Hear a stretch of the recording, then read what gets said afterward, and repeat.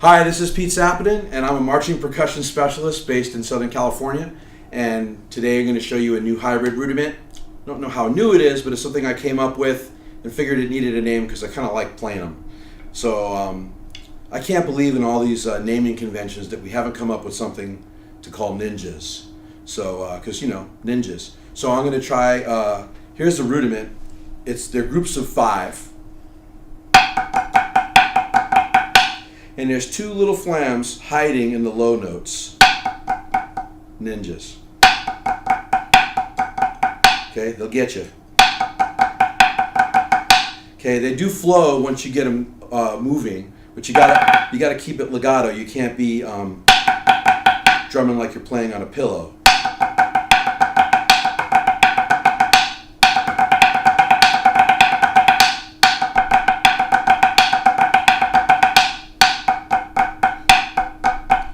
I suggest playing them really slow and really bounced at first.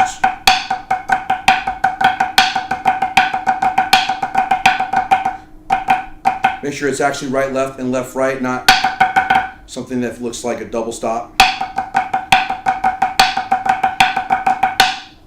So an important thing when you're trying to play these hand-of-hand flams is there's really 2 kinds of flams that we play in modern marching percussion.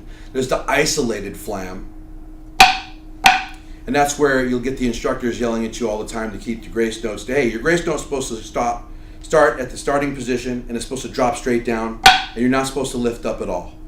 This is true. This is how I like to play them also. Okay. However, once we get into some of the more advanced flam rudiments, the grace note is really the grace note because of the timing of the notes more than so much because of the height. Because if you're trying to not lift the stick at all and you're in the middle of a bounce, it's just not really worth that effort. Okay? So on ninjas, we have this little quick 2 notes of a hand-to-hand flam. So talking about how to play those, so we already talked about these, where you keep the grace notes down. If we're going to flow a bunch of hand-to-hand flams together, it gets really legato. You're going to use more finger. And you can see those grace notes are pretty high, but the alternative would be playing like this. If that's your bag, cool, but it kind of gives you a natural kind of limiting thing of just how fast you can play those things. And this has a nice texture. I went and saw Maceo Parker at the Blue Note one time, and his drummer he looked like he was going to fall asleep during the set. He was so relaxed, and it really impacted my life. And he had this awesome 16th note groove that was kind of almost a little bit in between a shuffle and in between totally straight time. But I was watching his hand and I was looking at his technique, and it kind of looked like something like this. If you can train yourself to keep it a little bit more down here in the wrist,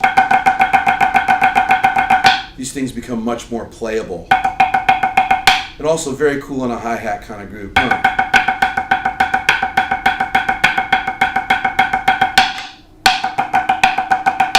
Ninjas, check them out.